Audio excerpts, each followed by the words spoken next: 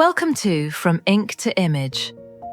Every great film starts with a spark, but some sparks are buried deeper than others.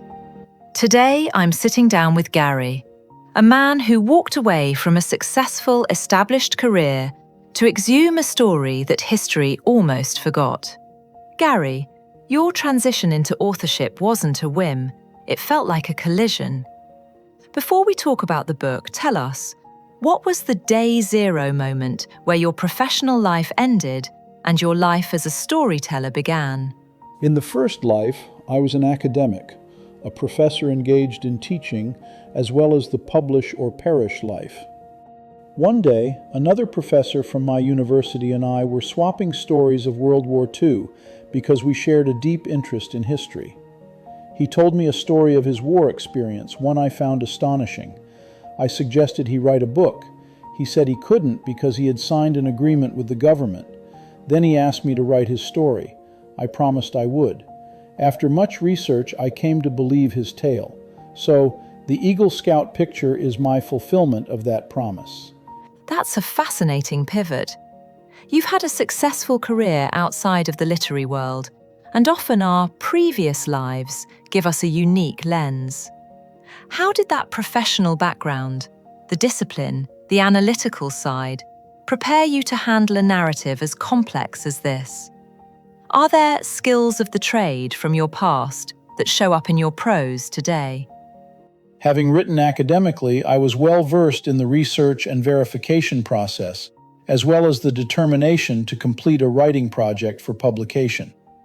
All of that greatly helped, but what I wasn't skilled in was the fiction requirements of plot and character development, to name only two. I ended up taking a Master of Fine Arts degree in creative writing. Those 2 extra years of education beyond my original doctorate were critical to the success of novel writing. Many people stumble upon a fascinating piece of history and think, someone should write a book about that.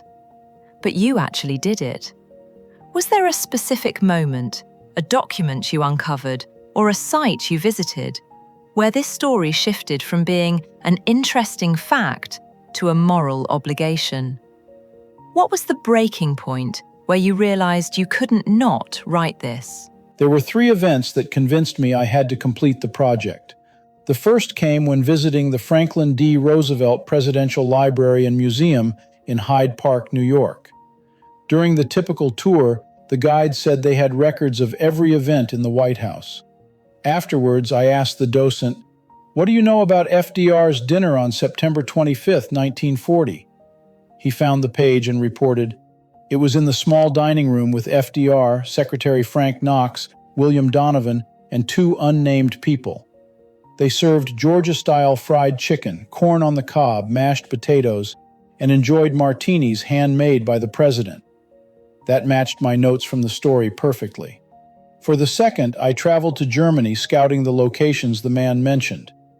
At Peenemünde, I was one of the first to visit because it had been closed for years. To the surprise of my tour guide, I found that I could navigate the base from the details of the story. The barracks the man claimed to have stayed in was still standing and exactly as he described. The third came on a visit to Churchill's War Rooms in London.